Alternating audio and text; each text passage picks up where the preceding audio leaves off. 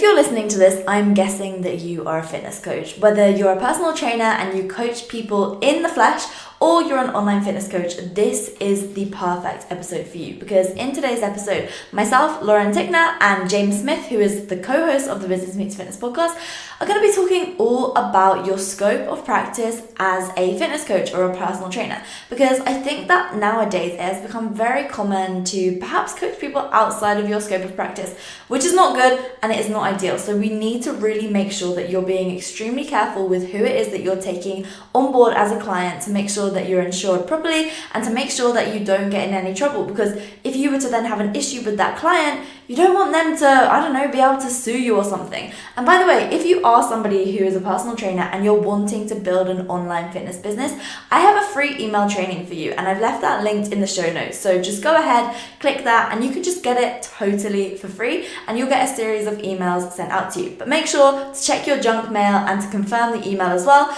just to be sure that you're getting the emails. So that's what James and I are going to be discussing today. It's all about your scope of practice. So let's get into today's episode. I got an email from a girl the other day, and it was in response to one of my emails in my free email training for online fitness coaches to help them start building their online fitness coaching business. And essentially the question was, hey Lauren, is this a good niche? And then she said, the niche is for teenage girls to beat binge eating disorder. And my response was essentially along the lines of, no, you can't help people out with that. Like, obviously I worded it in a much better way than this, but I was pretty much saying that that was outside her scope of practice as a fitness professional. So James, you're obviously studying nutrition at university, and I would love to know what your thoughts are on this. As a personal trainer, you actually can't provide any personalised kind of nutritional guidelines. That means you can obviously talk about nutrition in terms of what people could Google. And based on the NHS recommendations, right? Yeah. And maybe if you're in America, like the USA recommendations, whatever happens to be over there. But you can't turn around and say, you need to eat this, this and this. You can say, I do this, this and this, but you can't say you should do this, this and this. How about if you were just saying, hey, here's how to set up your macros? You can say, here's how to set up my macros. So you could say, here's the formula to work out a rough guideline of your macronutrients, but you can't turn around and say, these are your personalised macronutrients without doing a nutritional coaching qualification. Okay, so does it need to be a nutrition degree, or can it be one of these £9 nutritional coaching qualifications that you can just find on Groupon? No, so there's courses out there.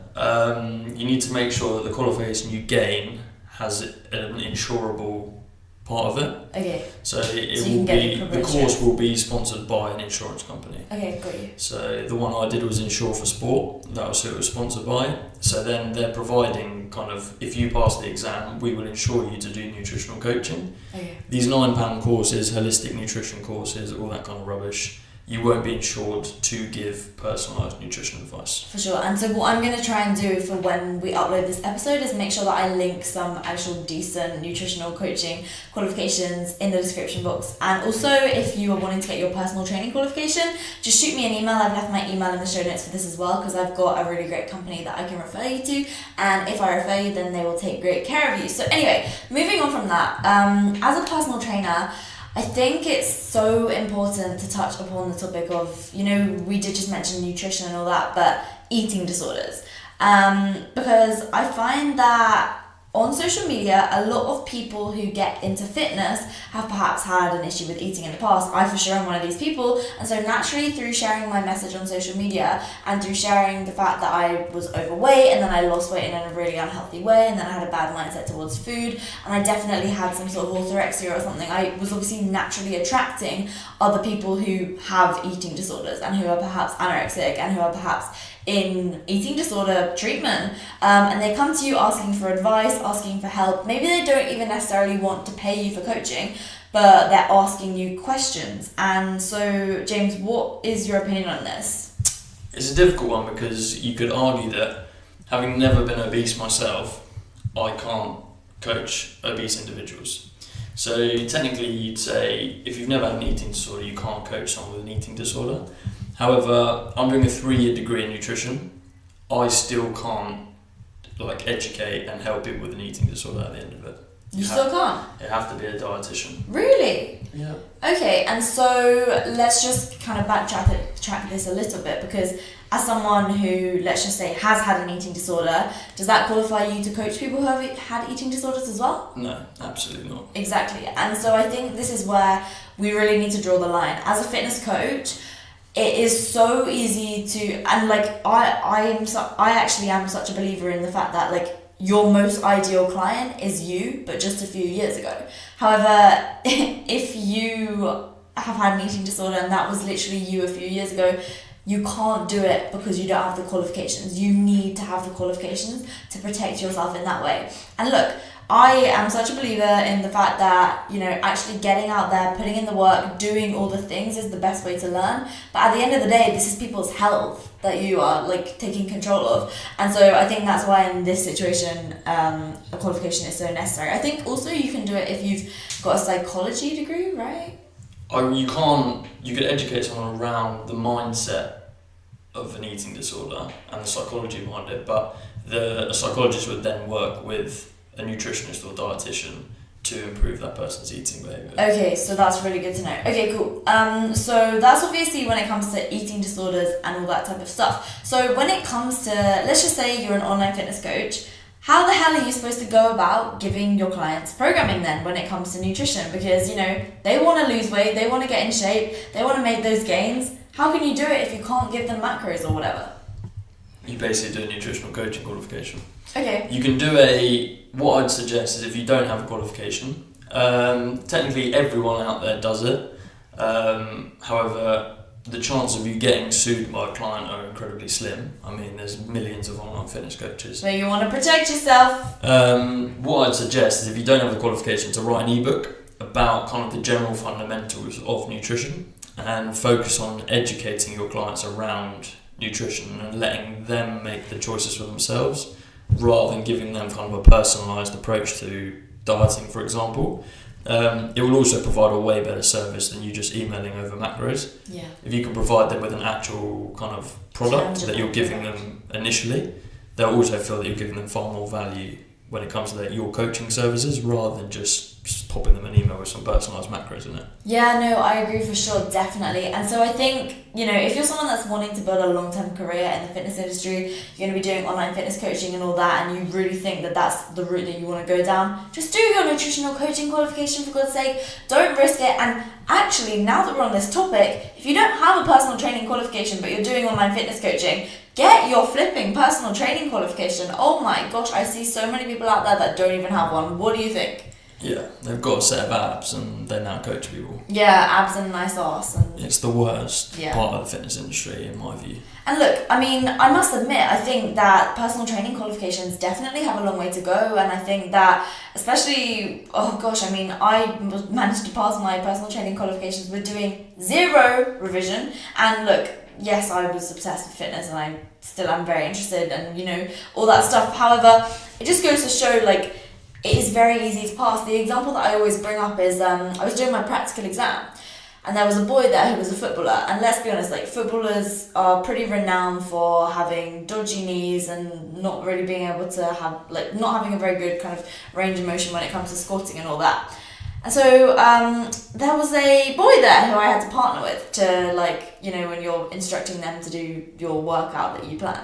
So basically, we had to do some lunges. So I got him to do some lunges with dumbbells, and he couldn't do it. He fell over. And believe it or not, he still passed his personal training exam. So the fact of the matter is, he couldn't even do a lunge, and he still passed his personal training exam.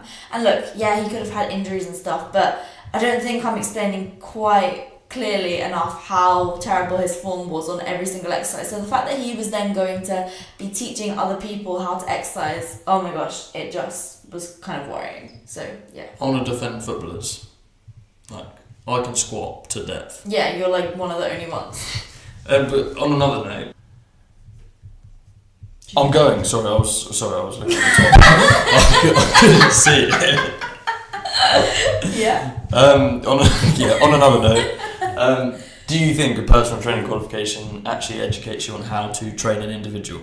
Well, I think it's an interesting one because I think that it tries to. However, I think the problem is that I don't think personal training qualifications show, like, they don't give enough information about periodization and all that type of stuff. I think for the majority of personal training jobs, when you're in a gym and you're training people one-to-one in a gym-based environment, I think that it's okay. However, I do think as a personal trainer, it's really important to continually educate yourself, and I really think that it's important to really, like, this is why I'm such a proponent for maths and why I'm really just like such a fan of online fitness coaching, because you know it's a much better way to kind of scale a business. But yeah, like bringing it back to your question, if I'm perfectly honest, no, I really don't think so. What do you think? Yeah, I agree 100%. I don't think I left the qualification feeling more confident about how to train an individual. I remember shitting myself for my first To be honest though, I wasn't worried about that though, because like I was never going into in-person training. I was going into online fitness coaching. So for me it wasn't an issue. I already knew everything in the personal training course, and it in fact confused me more than it should have kind of helped me out, because I already knew everything because I was like so obsessed with reading. Like I don't think you understand how much I used to read about fitness all the time, way more than what I do now, because now obviously I'm focused on reading about business and just immersing myself in business. But I would spend hours and hours and hours per day reading blogs and reading journals and reading scientific studies when I wasn't even versed in science.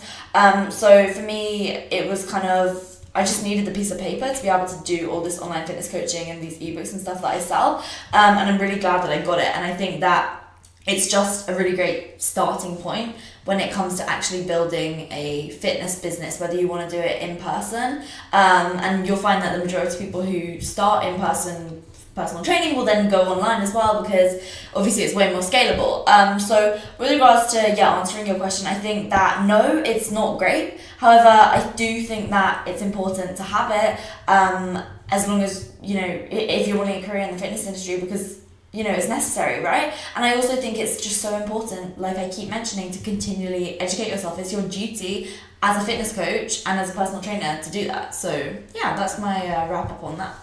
Nice.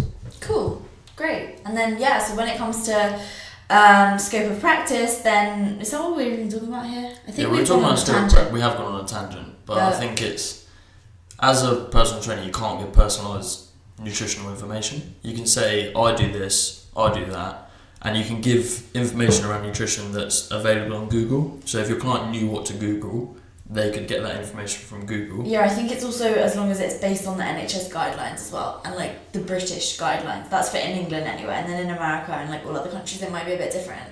But in curveball, the nutrition, the NHS say that you should consume 50% of your carbs intake through carbohydrates. Yeah, no, I know. I mean, that's why it's interesting, isn't it? And that's why I think that it's just really important, like, to continually educate yourself. Yeah, like protect yourself, but also continually educate yourself around the topics. And like, I feel like, in fact, James, this is a question for you. Let's say the latest study from maths is saying that, you know, you need to consume, I don't know, let's just say 1 gram per pound of body weight protein per day.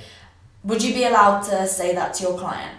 Yeah. Okay, because like so I mean... Because that's readily available research. Exactly. If they knew how to find it, then they could find it for themselves. Yeah, because you can just give them the link to it, right? Yeah. So you can just say, by the way, this new study's come out, blah, blah, blah, blah. So I think this is where it's really important just to stay on top of things, because if you're just going by these NHS guidelines, then it's not necessarily going to be the most optimal thing for the client, right? I'd still never say, though, say that study came out, I'd still never say... This is the be-all end-all. You need to go and eat 1 gram of protein per pound because this study says so. I'd say this new study's come out saying this could help, but... go and read it for yourself. Okay, sure, yeah. Awesome. Okay, great. So that wraps up today's episode of the Business Meets Fitness podcast. I hope you have absolutely loved it. In next week's episode, James and I are going to be talking all about how to get your clients to listen to you. But remember, we also upload episodes every Sunday. Maybe, James, I'll interview you on a Sunday episode someday soon. But so I have episodes going up every Sunday as well. Make sure to listen to them. And by the way, if you are somebody who is an entrepreneur, perhaps you're doing... whatever online fitness coaching maybe, then you will also love the Millennial Ad podcast, which is my new podcast. So I've also left that linked in the show notes. But anyway, I hope you have a lovely day. I hope you've enjoyed this episode. Make sure to just bear all this stuff in mind. Get your qualifications. Do all the right things because you don't want to get in trouble. So anyway, we'll see you in next week's episode. That was such a nice little music tune there. Do you want to make my new jingle? What, my dodgy whistling? Can I sing for the jingle? Yeah? What should we sing? Don't know. My go-to is God Save the British Queen. You're so patriotic.